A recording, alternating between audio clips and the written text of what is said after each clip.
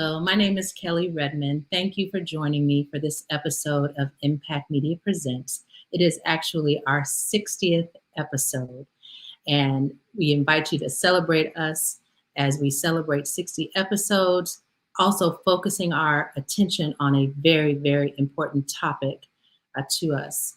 And in this episode of Impact Media Presents, we are going to launch a series with one of our new partner organizations, the Jenesse Center. And we are going to have a series of discussions around domestic violence. I have heard about the Jenesse Center for years and recently had the occasion of needing to call on them for personal reasons as it relates to my circle here in Los Angeles. And at this time, I would like to introduce you to Dr. Angela Parker, who is the Director of Trainings and Programs at the Jenesse Center. Thank you so much for joining me today. Oh, thank you so much for having me. And hi to everyone who's on the live stream. I'm so glad, and I really appreciate your flexibility because, as you know, we were trying to do this on Monday, and I just needed some time to get myself together to be able to have this very important discussion. So thank you for your patience and your flexibility.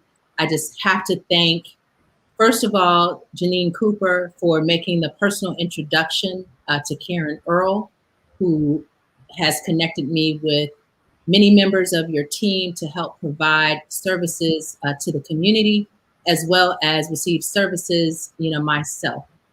And I wanted to allow you to introduce yourself, tell us about your role at the Jenesse Center, and then share a little bit about the services that are offered by the Jenesse Center.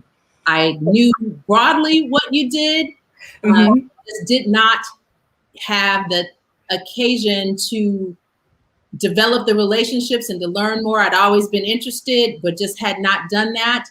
And I'm just so grateful for the support that you've given and how all of you have wrapped your arms around me and anyone else that I introduce you to.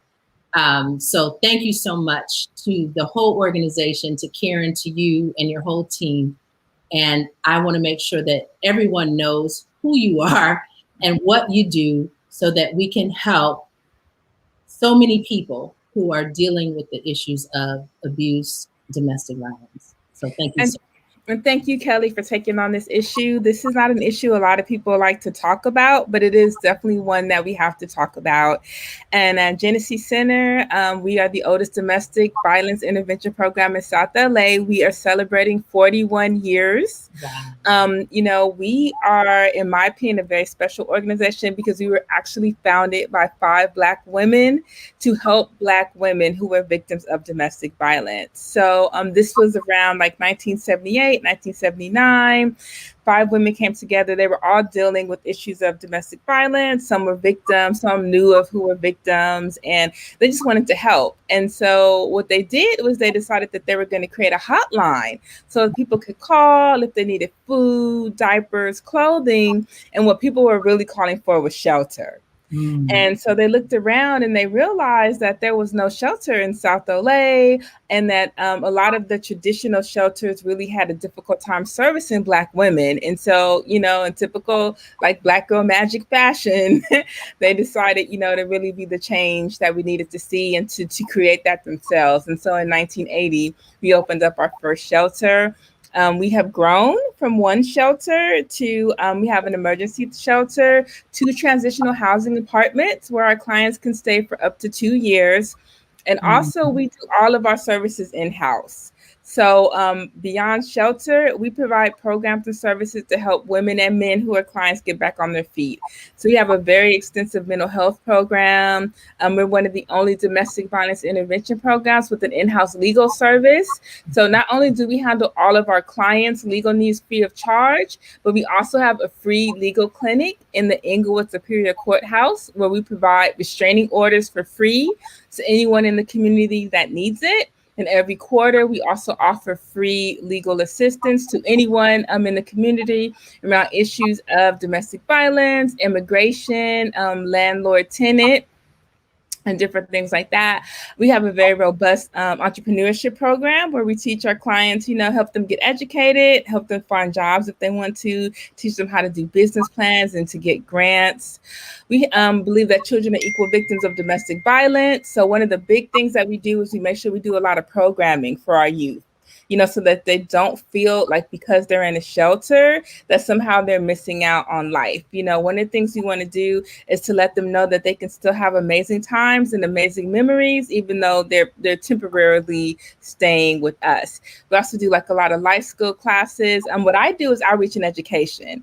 So I have the privilege of going out into the community and talking to different people in different settings about how to have healthy relationships in their own lives and how we can work together to move past some of the traumas that they may be experiencing within their own lives. I've been there for 16 years, which is amazing, but the work is great. And the thing that I love about Jenesse, and thank you so much for, really your generous introduction of us, is that it is an organization that really is community focused and really does what we say we do. And so I'm incredibly proud to be a part of it. Absolutely. And I'm proud now to be affiliated and to know the history, because I've heard of Jenesse. I knew that Halle Berry is a supporter. Yes. I had no idea that it was just, that primarily focused on Black women and founded by Black women and run by Black women. So yeah. I was just blown away to learn that.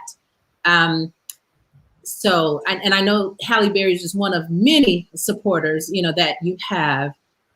So I would love for you to talk a little bit about those who would want to be involved, get involved in support. Like, how can people support the amazing work that you're doing?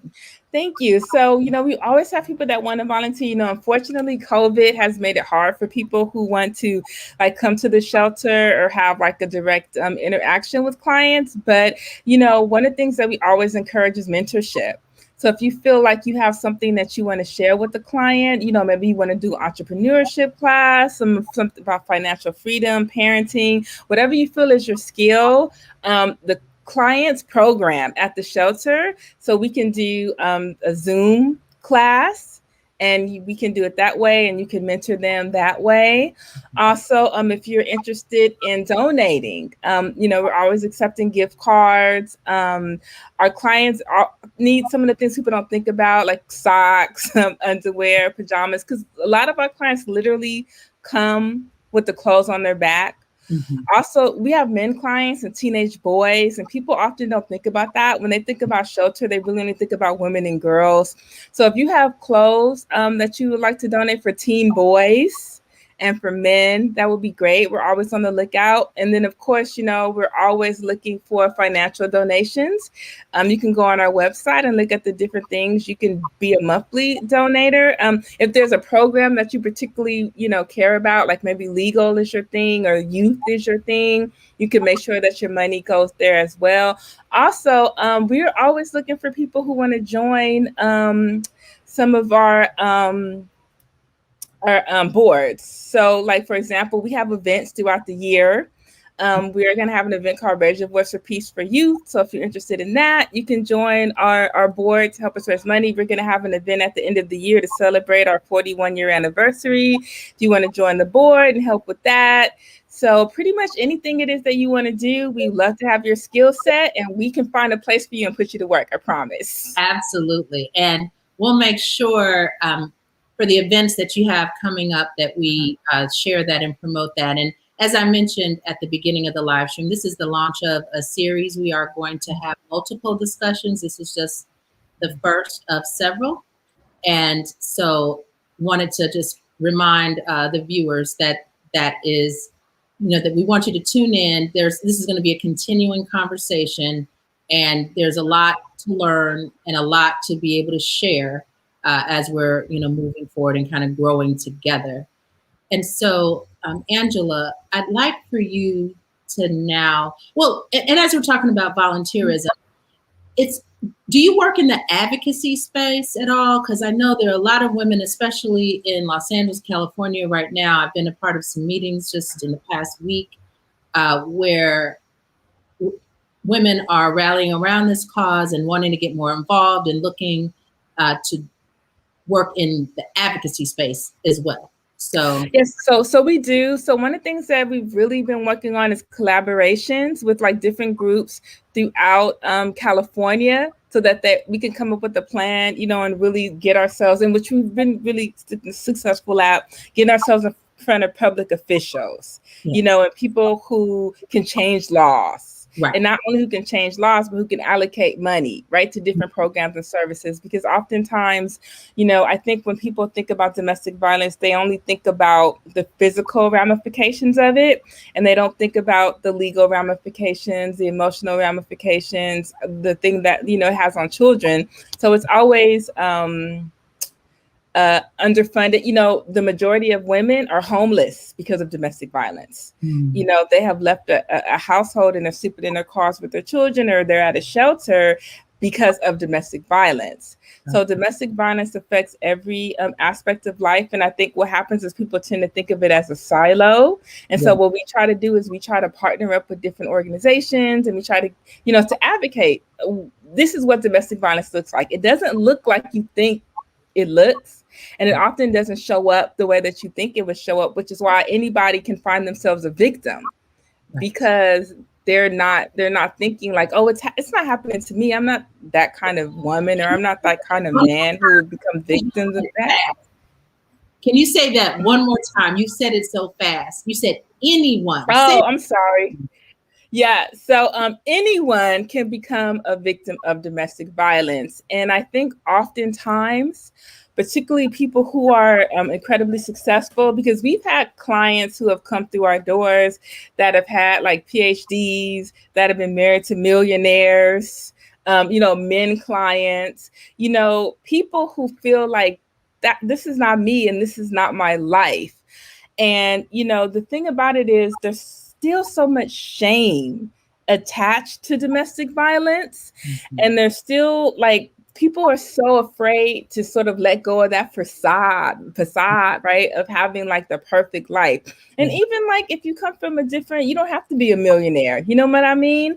If people look at you and they're like, oh my God, like you are so lucky, to have that partner, and they take such good care of you and the kids, and you don't want to say, yeah, well, they hit me like at night. Like nobody's gonna say that. You know what I mean? It's like a lot of that image. And one of the things and one of the reasons why shelter is so important is because you literally have people dying over stuff, right? I can't leave my car. I can't leave this house. I work for this house. You can get another house. You can get a better house. You can get a better car. You know what I mean? What matters is your life. Exactly. And I think, that's one of the things, and I always tell people, get out of your mind that it's only a certain type of person. Like you can be any race, you can be any gender, you can be any social economic background, you can be any sexual orientation, you can be any age. Because that's another thing too. Domestic violence, the fastest growing victims of domestic violence are between the ages of 11 and 14. Wow. And it's happening because parents, well-meaning parents, if you see your kid involved in a relationship at that age, you're just like, oh, that's just puppy love. That's nothing to take seriously. And you don't even pay attention to it. Meanwhile, your child is like, oh my God, this is the love of my life. Because, when you get your first boyfriend or girlfriend, you're like, this is the love of my life and I'm going to be with them forever. And they're, experiencing things that you're not even aware of. And, Angela, this is a great segue to our discussion around the warning signs for abuse and domestic violence. Can you talk a little bit about that? Thank you for asking me that, because, I get a couple of questions and I understand, because domestic violence is such a complex issue. But one of the things that people often either say, or I can tell they want to say, is how could that person be dumb enough to fall into that situation? If that was me, I'm like, no. Like, what you have to understand is that nobody who is an abuser shows up as an abuser. Okay. they are, when you first meet them, they are the most charming person that you've ever met. They're like the answers that you've been praying for. And so the things that they do that are warning signs, maybe even to other people, initially to you seem romantic, right? Oh, they're texting me like 20 times a day. Isn't that cute? They just want to know where I am.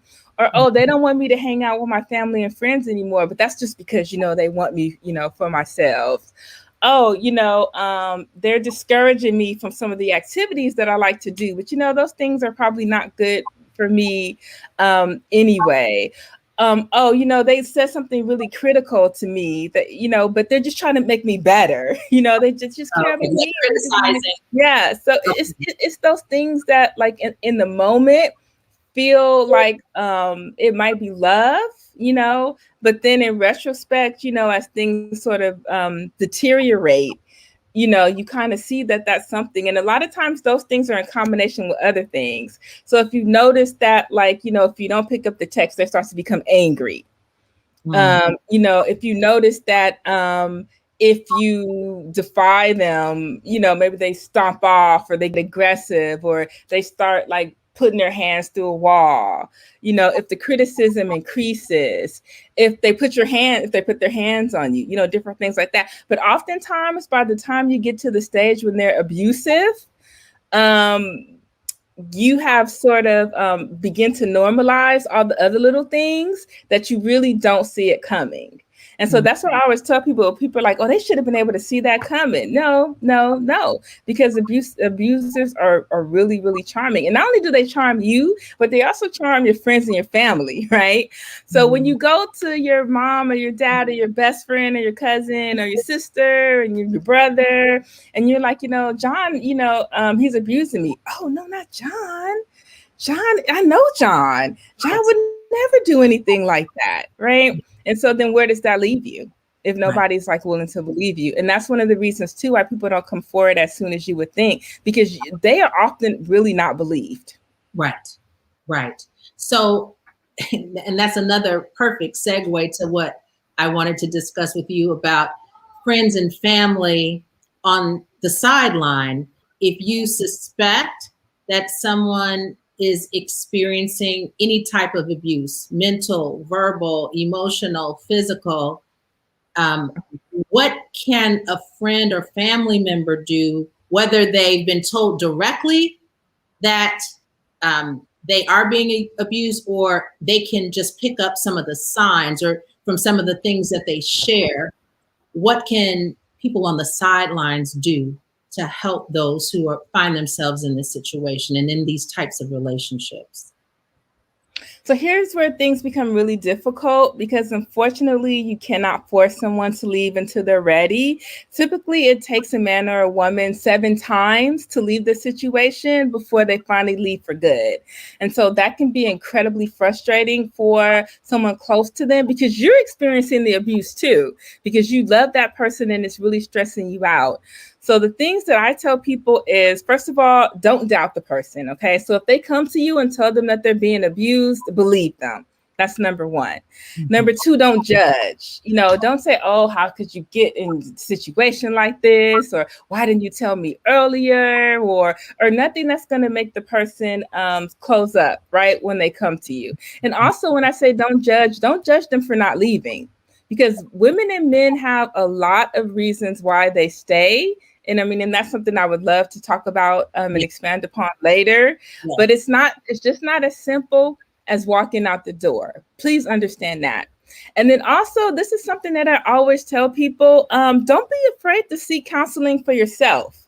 I think, you don't understand. A lot of people don't understand the cycle of violence. It's not something easy to understand. And so reaching out to, a lot of domestic violence organizations have counseling that they can offer to you, where you can understand the cycle, and also where you can keep your spirits up and work out how you're feeling. And the last thing I say is, please don't close the door. I know it's human nature to just be frustrated and to be like, oh my God, if they like it, then just let them continue to just, get hurt. And then you just block their number, right? But when you do that, when they're ready to leave, they're really not going to have anybody to turn to. They're really going to feel isolated. They're really going to feel like nobody's going to help them. And what could really save their life is knowing that they have you out there as a lifeline. Thank you so much for explaining that, because I know it's really tough. It's really tough to be in a situation where when you realize that something's not quite right, and to be able to distinguish between what is love and what's abuse, because like you said, they resemble each other so closely. But then also to know what you can and cannot do, you know, when someone is in that situation. And you just explained that so eloquently.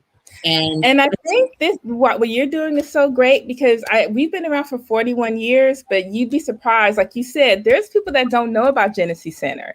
They don't know. A lot of people who are victims of domestic violence, who might be your friends and family, they don't know where to go.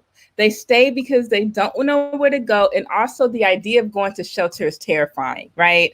Like nobody knows what shelter is, but everybody knows it's bad. And so they have this idea where it's going to be like some place like the YWCA with some cots, right? And I'm not going to go, and I'm definitely not going to take my kids there. Mm-hmm. So if they know that they can come to a place like Jenesse, where they're going to get a beautiful apartment, where they're going to be safe, where the kids are going to be safe, where they're going to be taken care of, they would be more likely to leave and not stay in that situation. Definitely. And I'd also just like to come forth and say that I have signed up to get counseling myself as a result of a recent incident that has happened, as well as just kind of understanding some of the experiences that I've had, you know, in the past with abuse in other areas. I have not experienced physical abuse, but I definitely have experienced mental, verbal, and emotional abuse. And I am going to get some help there so that I can better understand and recognize the signs for myself, as well as for others and around me. And so I'm just so grateful for the way, again, that Jenesse Center has wrapped their arms around me and so many others. And I'm going to do whatever I can to shine the light on this issue and to help increase awareness around what we can do, you know, advocating for laws to be changed, in addition to ensuring that people are aware of the resources, you know, that are available. And we do have a national audience. So at some point, I would love to have you or someone else from the Jenesse Center come back to share. There's like a national hotline or center where you can find out about the best resources in your area. So we can cover that. That would be great. Thank you. In another episode. But before we leave, I would love for you to share some closing comments, and then I will share some closing comments and inform our viewing audience about two particular things that are going on. One is an event, a women's march, and then another is a campaign that's going on currently.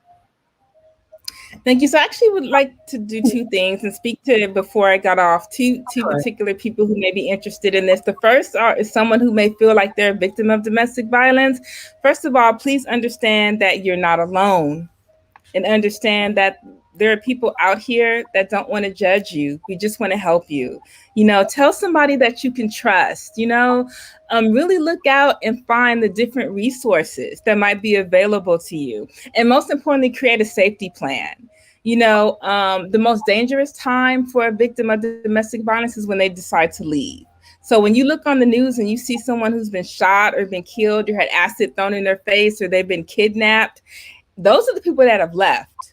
And the only thing that the abuser has is that power and control to try to take their life. So again, when I say it's not as easy as walking out the door, that's what I mean. And if you think that you are in a dangerous situation, you know, please plan your escape, you know, in a way that you can get out safely. And again, if you, you know, think that you have a friend who might be a victim of domestic violence, again, just support them in any way that they can. Stay close to them, let them know that they're resources, and let them know that no matter what, you're always going to be there for them. Thank you so much, Angela. And can you please provide contact information for the website, and if there's a phone number so that people can take that and follow up directly? Yeah, so Jenesse has a 24-hour hotline, and that hotline is 1-800-487-73. Oh, you know what? 1-800-479-7328. Sorry. And you can call that number 24 hours, 7 days a week. You can also number one more time. 1-800-479-7328. And we answer that 24 hours, 7 days a week. You can also go to our website at Jenesse with a J, JENESSE.org, and look at our services. We can also email you. And also, please keep in mind, if you don't need shelter, that's fine. We provide all domestic violence services for people beyond shelter. So if you need legal assistance, if you need therapy, if you need help with vocational education, help with your child, we can help you as well. Thank you so much for joining us. I know you have to run. You got important work to do. You're still working. You know, what I've learned and what Janine and I discussed, the women at Jenesse are some of the hardest working women I've seen. You've been available around the clock and just so willing and just so warm and loving. I just thank you so much for everything and helping me to get through this past week. And thank you so much for doing this. We really look forward to coming back and sharing some more information, and just really helping people to understand how they can either help themselves get to the other side or help somebody that they love.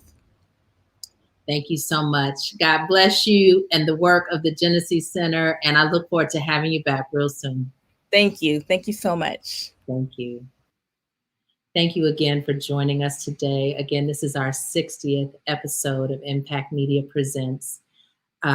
It's a different topic for us. This is a somber topic. It's very personal now. And I'm just grateful to have this platform to be able to share and help raise awareness to this very important issue, along with the resources that are available to help those who are in need. And with that, I would like to share a flyer for a march that's coming up. It is on September 4th at noon in Los Angeles, meeting at the corner of 96th and Western and marching to 76th and Western. And the focus is to demand that District Attorney George Gascon opens independent investigations and prosecutes those who need to be prosecuted on behalf of women and Black women in particular.